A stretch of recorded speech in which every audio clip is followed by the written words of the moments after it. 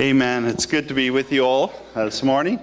And, this is very special. Stan and Sharon are... when I first came back from the mission field in South Africa with my parents and they dropped me off in this country, it was not the easiest transition for me in life. And Stan and Sharon and their family just really took me in and loved me a whole bunch. And it was an amazing thing to have just an amazing uncle and aunt who would just love me, spend time with me, and meant the world to me, and I just thank the Lord for them because they were truly put there at that time. I just praise the Lord. This was a very short visit. This was like we contacted, and thank you, Sean and Stan, for just allowing us a few minutes. We didn't even know we were coming till the last minute, and so we gave them a shout, and we haven't been here forever, and we just want to say thank you so much to you as a church. I mean, right from the time 21 years ago now that we left for the mission field, we actually left for the mission field to go train up in northern Saskatchewan, Manitoba. The goal was to go to Africa, where it's warmer.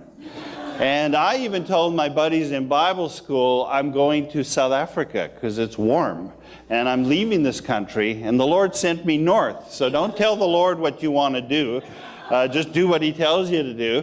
And, so I'm not even complaining anymore because the next is Alaska or something. And I'm far enough north. And, there's my beautiful wife, Candy Lagore, back there. Yeah, and... she told me I got to take care of this, so she's not coming up. So anyway, 21 years ago, we left Edmonton area to head up northern Saskatchewan and doing missions work on the reserves across the north and starting churches. And I just thank the Lord for, the years of 21 years of just ministry. And it's been an amazing time. The people are absolutely beautiful people. And as we worked up there, though, we saw the devastation of drugs and addictions across the north. And of course, that's everywhere in our cities here too.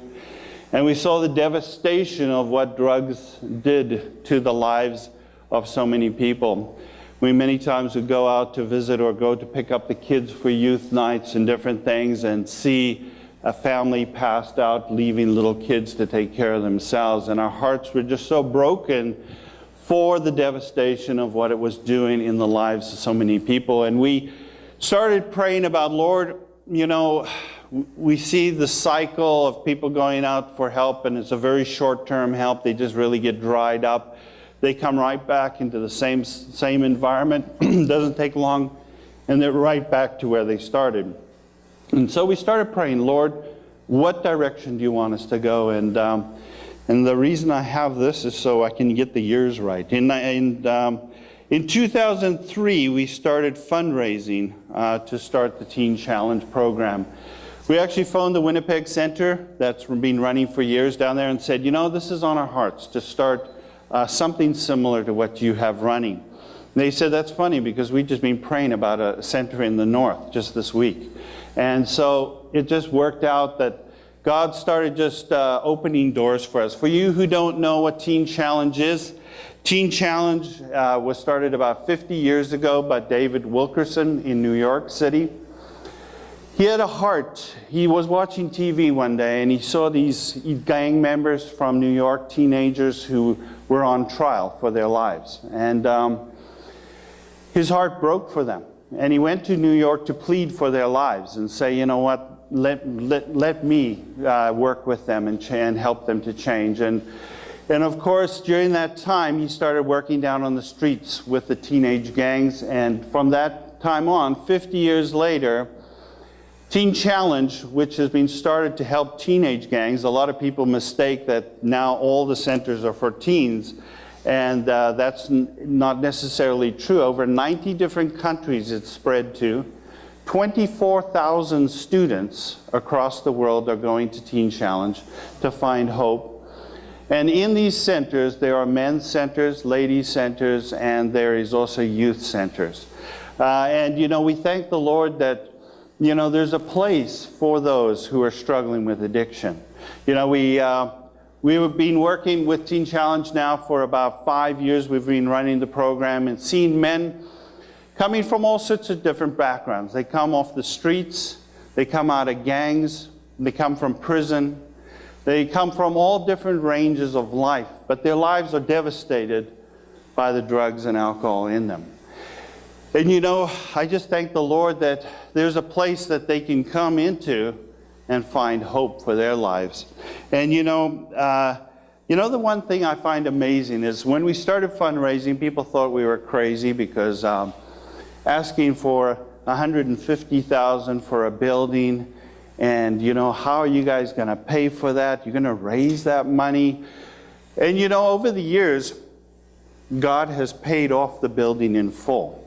You know, when we started, we didn't have a penny owing on the building and on the construction. God took care of it. And then we just expanded the center, and God took care of the expansion as well. And now we can have up to 10 men coming into the center to find hope for their lives. And you know, it's just an amazing place for ministry, of where you can just love these men and see their amazing giftings and God-given talents in their lives. And I thank the Lord for that.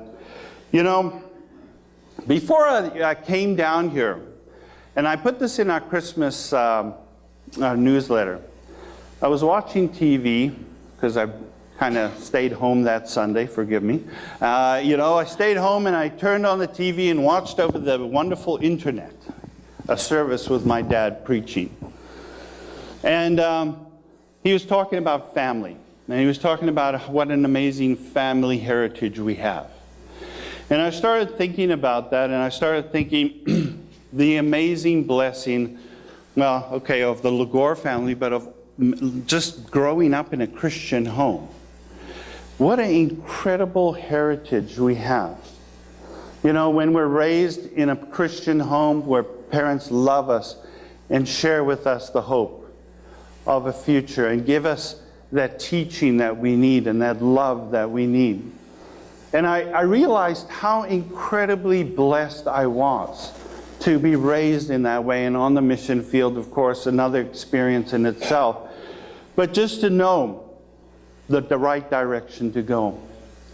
And then I looked at the devastation in the lives of these young men and old men that I work with. And the devastation of the lives they came out of.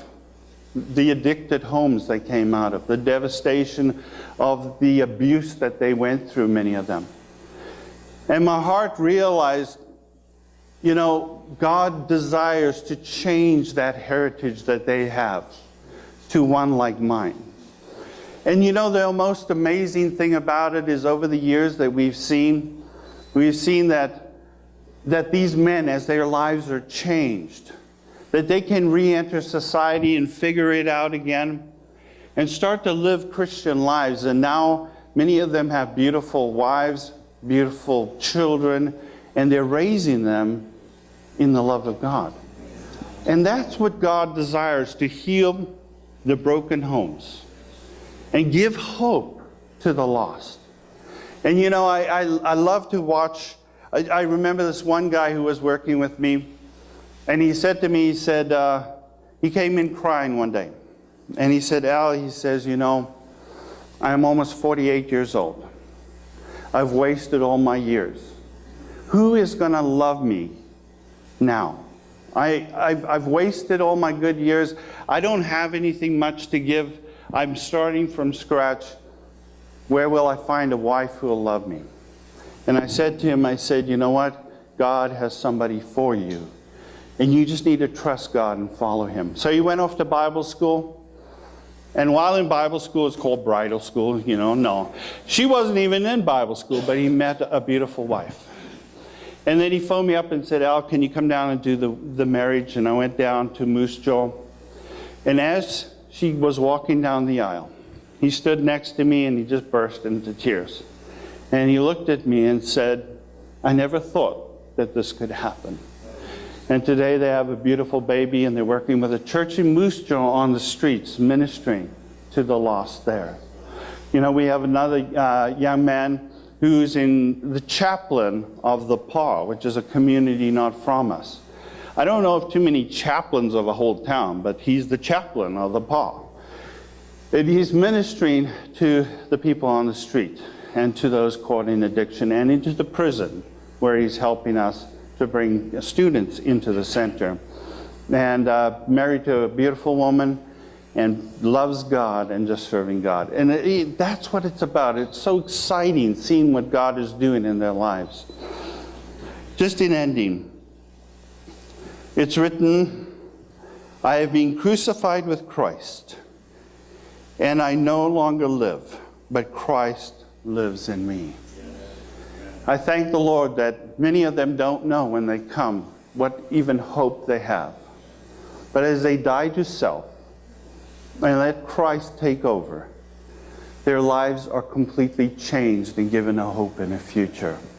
And I thank the Lord for that. And I keep telling them this little story because ever since I heard it, it reminds me of how to live my life. Little woodpecker in the north, flying around in a stormy day, comes up to this tree, lands on it, and as his beak strikes the tree, lightning strikes the tree and splits it in half. Knocks the little woodpecker out cold. The little woodpecker shakes its head a few minutes later, wakes up, looks at the tree that's split from the top to the bottom, and says, wow, look what I did. And you know, without God, truly it's that ridiculous, isn't it? We need His power to overtake our lives and to help us to live in a different way every day. And truly with these men and their addictions, the power of God is there to break them free and give them a hope and a future. And I want to just thank you for just over 21 years as a church, as you've sent support and you sent your love and prayers for this ministry. And we just want to thank you today. And we got some flyers here. If you have people you know who are struggling with addictions, please don't hesitate.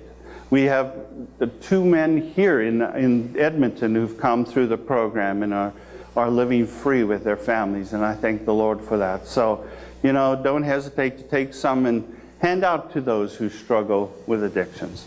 God bless you.